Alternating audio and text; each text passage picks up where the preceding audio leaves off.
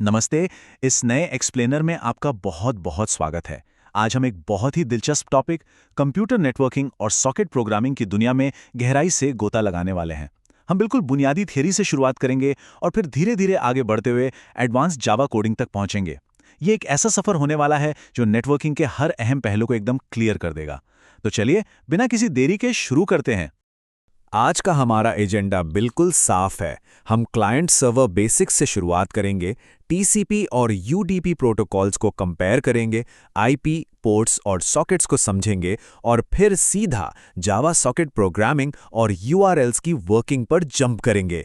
तो आगे बढ़ते हैं। सेक्शन 1, क्लाइंट और server basics. Client server architecture ही वो चीज़ है जिस पर इंटरनेट और नेटवर्किंग की पूरी फाउंडेशन टिकी हुई है।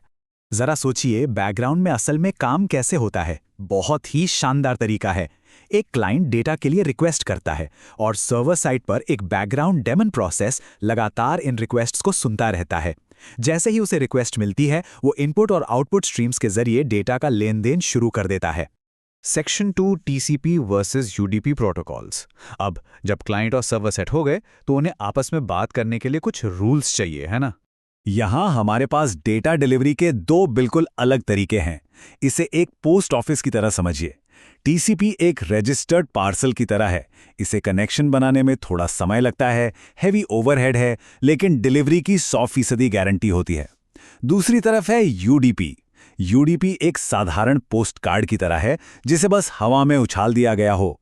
ये बहुत फास्ट है, एकदम लाइट वेट है, लेकिन क्या वो पहुंचेगा, इसकी कोई पक्की गारंटी नहीं है। दोनों के अपने अपने यूज केस हैं।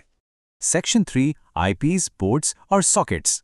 आइए अब थोड़ा और नैरो डाउन करते हैं और देखते हैं कि डेटा पैकेट्स बिल्कुल सटीक रूप से अपनी मंजिल तक कैसे पहुंचते हैं। यहां एक बहुत ही बेसिक लेकिन जरूरी सवाल आता है।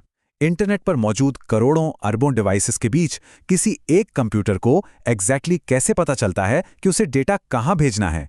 तो इसका पहला जवाब है आईपी एड्रेस। ये 32 बिट का एक यूनिक नंबर होता है जो इंटरनेट से जुड़े हर नोड या डिवाइस को एक पहचान देता है। अगर हम पुराने वाले उदाहरण पर वापस जाएं, तो समझ लीजिए कि आईपी एड्रेस किसी बिल्डिंग का एग्जैक्ट स्ट्रीट एड्रेस है। लेकिन सोचिए, सिर्फ बिल्डिंग के बाहर पहुंचने से काम नहीं चलेगा ना। उस बिल्डिंग के अंदर कई लोग हो सकते हैं और यहीं पर काम आते हैं पोर्ट्स। पोर्ट एक 16 बिट नंबर है जो 0 से लेकर 65,535 तक होता है। यह सर्वर पर चल रहे एक स्पेसिफिक प्रोसेस को पहचानता है। यानी अगर आईपी एड्रेस बिल्डिंग है तो पोर्ट उस बिल्डिंग के अंदर का एक खास अपार्टमेंट नंबर है। जैसे पोर्ट 80 हमेशा वेब सर्वर्स के लिए रिजर्व्ड होता है।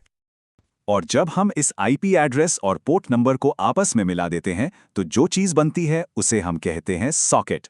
सॉकेट क्लाइंट प्रोसेस और सर्वर प्रोसेस को यूनिकली डिफाइन करता है।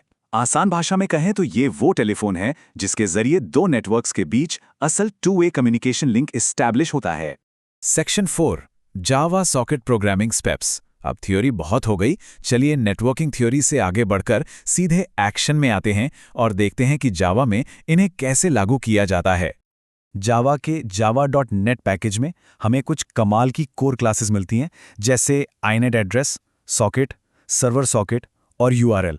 ये समझ लीजिए कि ये एक रिलायबल और कनेक्शन ओरिएंटेड नेटवर्क प्रोग्राम बनाने की एकदम एसेंशियल टूल किट है।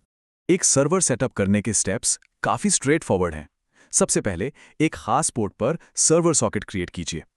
फिर एक्सेप्ट मेथड का यूज़ करके क्लाइंट्स का वेट कीजिए। ध्यान रहे, ये एक ब्लॉकिंग ऑपरेशन होता है, मतलब सर्वर तब तक रुका रहेगा जब तक कोई रिक्वेस्ट ना आ जाए। एक बार कनेक्शन बन गया तो इनपुट और आउटपुट स्ट्रीम्स के जरिए बात कीजिए और काम खत्म होने पर कनेक्शन क्लोज कर दीजिए। और क्लाइंट साइड, वो तो सर्वर के मुकाबले और भी ज्यादा आसान है। आपको बस रिमोट मशीन का होस्ट नेम और पोर्ट पता होना चाहिए। socket.host पोर्ट यूज करके कनेक्शन इनिशिएट कीजिए, स्ट्रीम्स के जरिए अपना डेटा सेंड और रिसीव कीजिए और फिर आसानी से सॉकेट को क्लोज कर दीजिए। अब जरा इस आउटपुट को देखिए। ये हमारी थ्योरी का लाइव प्रूफ है।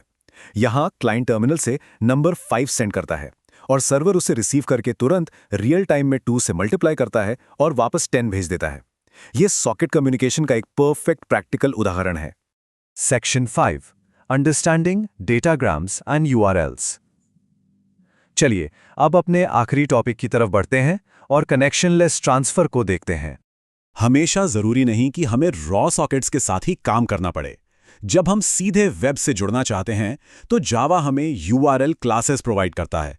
एक यूआरएल के मेन कंपोनेंट्स होते हैं प्रोटोकॉल जैसे एचटीटीपी, होस्ट कंप्यूटर, पोर्ट और फाइल का पाथ। इसकी मदद से आप ग्लोबल वेब पर फैले डॉक्यूमेंट्स को बिना ज्यादा कॉम्प्लेक्स कोड लिखे आसानी से एक्सेस कर सकते हैं।